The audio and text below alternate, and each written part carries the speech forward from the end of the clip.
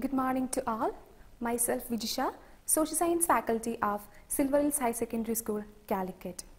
Today, I am dealing with third chapter of 6th standard, that is Kerala, the land, the rain and the people. Dear children, I have a doubt. What could be the reason why our country is called God's own country? Yes, the reason is there is no other place where nature has prepared so much variety and beauty in the least amount of space.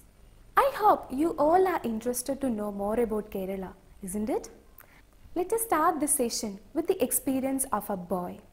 A boy of your age is sharing his experience after visiting a town where he found vegetables of different varieties. And he asked his father where these vegetables comes from. And father replied that vegetables, flowers and cereals etc. came to Kerala from places like Ooty, Mysuru, Kambam, Mettupalayam and Theni. And the lion's share of our staple food, that is rice. So this rice is also comes from far off places like Simandra and Odisha. Now the question arises, why can't we cultivate all these here? Dear children, what are the essential factors which are required for cultivation? Here is the points. The first point, fertile soil. The soil should be very fertile for the plants to grow. So, fertile soil is very important among them. And second point, favorable climate.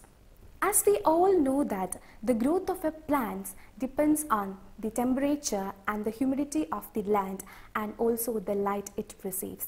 So, this point, favorable climate, is also very important among them. And the third point, availability of water.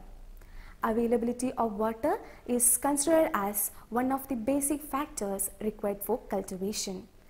And the next point, manpower. What do you mean by manpower? Manpower simply means the human effort. That means the presence of worker. And the next point, means to control pest. Means to control pests means the use of pesticide. The use of pesticide is considered as one of the important factors for cultivation. And the last point, high yielding seeds.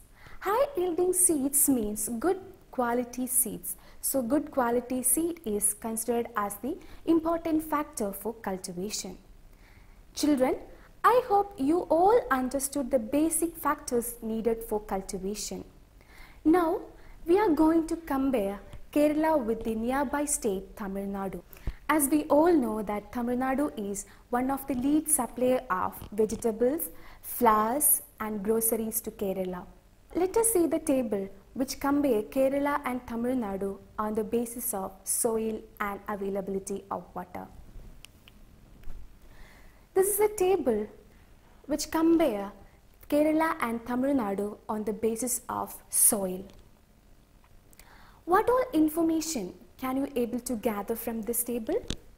Yes, we can see that the soil in both states are more or less similar. In Kerala, we have alluvial soil, laterite soil, forest soil and red soil. But in Tamil Nadu, the red soil, black soil, laterite soil and coastal alluvium. By this, we can identify that the fertile alluvial soil is seen in Kerala. Next table is on the basis of availability of water. Let us see this table. The number of rivers is more in Kerala than Tamil Nadu. In Kerala, here we have 44 rivers, but in Tamil Nadu, 14 rivers. And the annual rainfall. The amount of annual rainfall is more than 300 centimeter, but in Tamil Nadu, it is only 95.9 centimeter.